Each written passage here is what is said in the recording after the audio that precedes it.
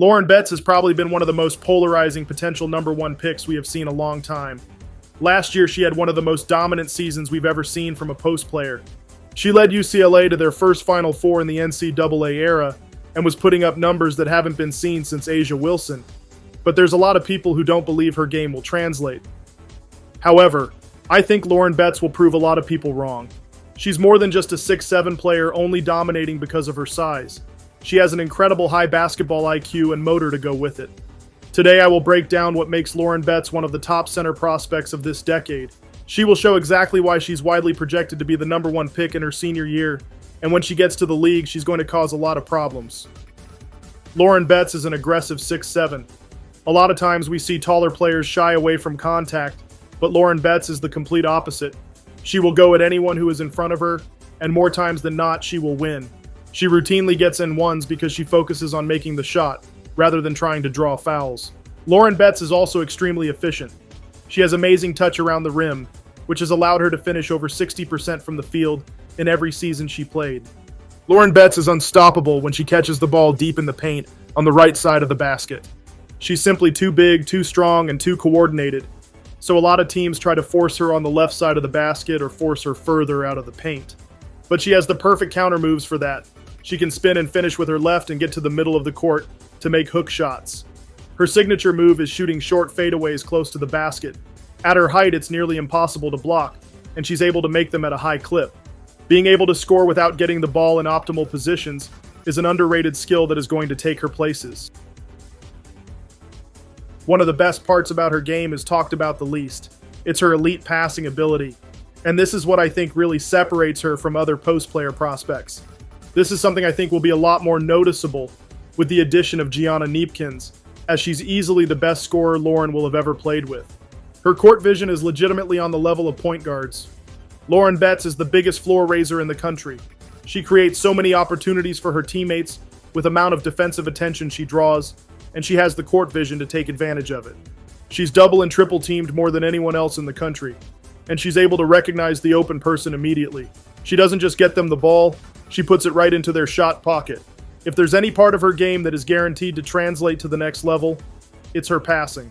Obviously, she's not going to get tripled or doubled nearly as often as she was in college, but she's going to be surrounded with a lot more talent and players that move better off the ball.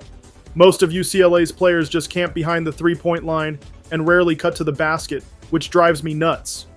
But this is something WNBA players will do a lot more of. There's a lot of WNBA players who are incredible at getting themselves open, and Lauren will be right there to drop the ball off to them. Lauren Betts has been a complete game wrecker on the defensive side of the ball. UCLA held teams to only 39% from two-point range, one of the lowest in the country, and Lauren Betts was the driving force behind that. Despite being a tenacious defender, Lauren Betts is incredible at not fouling. She has never averaged more than 2 fouls per game in her career. Her size allows her to wall up post players who try to back her down, and she's easily the best help defender prospect since Cameron Brink.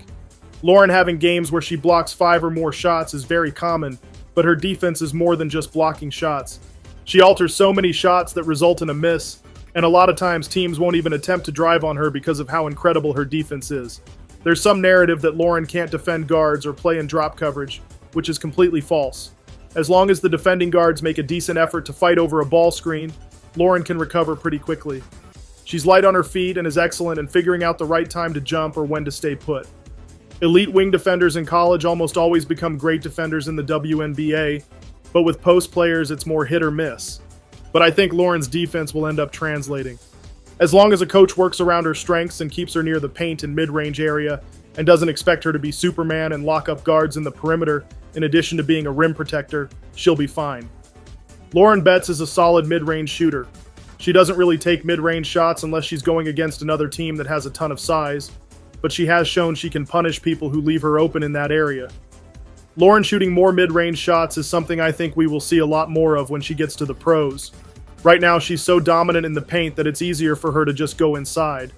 But in the WNBA, there will be times where shooting an open jumper will be better.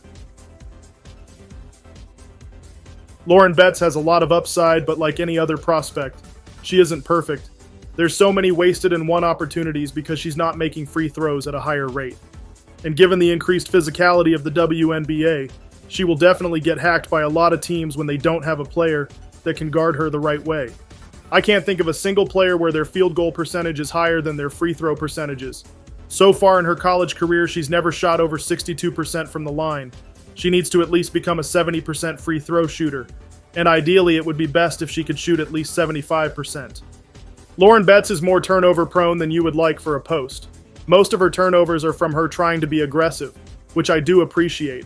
It is much better for her to turn the ball over being aggressive than her not turning the ball over because she's just being passive the whole game. But there's too many times where she catches the ball and puts it too low, which makes it easy for someone to wrap her up. Or she will try to put the ball on the floor, and her dribble is way too loose. Lauren Betts doesn't shoot threes, but that's not something I'm remotely concerned about. It would be a nice part of her game if she was eventually able to add it, but it should be very low on the priority list. If anything, her hanging out in the three-point line would take away from her rebounding and elite passing ability. But I like to see her take more mid-range shots at a higher volume. I'm not sure if Corey Close is telling her not to shoot them, but she needs more reps to better prepare for the pros. It's better for her to get comfortable taking and making them in college instead of trying to learn on the fly in the pros. I'll wrap up this video by talking about which teams I think are the best fit for Lauren. Lauren Betts will need to be on a team that has good spacing. To maximize her dominant interior presence and passing ability, she's going to need to be on a team with guards who move great without the ball and are excellent shooters. She also needs to be paired with a power forward that thrives in the high post area. It would not be good for her to be paired with another player who spends most of their time in the low post, as the paint would become too clogged. Lauren will definitely need to be paired with a good post-entry passer. They don't need to be an Alyssa Thomas level passer, but they need to be able to consistently make good passes down low. There's 3 teams in particular where I think if Lauren is available, they absolutely should take her. The Dallas Wings are largely projected to take Lauren Betts, and that's a decision I would fully agree with. She fixes a lot of their issues. Dallas gets absolutely destroyed every game in the paint because they don't have a strong interior presence. Lauren Betts would provide that on both ends of the floor, and she would easily be the second biggest offensive threat if she was drafted by Dallas, which would keep teams from playing Paige the way the Valkyries did. Speaking of Paige, watch closely how well Lauren Betts and Gianna Kneepkens play together, because that's exactly the dynamic Lauren would have with Paige, but on steroids. If Lauren Betts goes to the Minnesota Lynx, it's a wrap. They have incredible floor spacing. She would be playing beside Fee, who commands most of the defensive attention, and Lauren would have so many shooters she can pass to. Betts getting drafted there would be the equivalent of when Saquon Barkley went to the Eagles. The Lynx are almost a perfect team. All they need is some size. I could totally see a scenario where Lauren gets passed on because teams already have post players, and Dallas feels pressured to draft AZ Fudd instead. If she goes to the Lynx, the league is in huge trouble. I know the Mystics already have a great big rotation in Kiki and Shakira Austin, but if Lauren Betts is available, I don't think it's something they should rule out. They took Kiki because she was the best player available, even though they had Aaliyah Edwards, and that was clearly the right decision.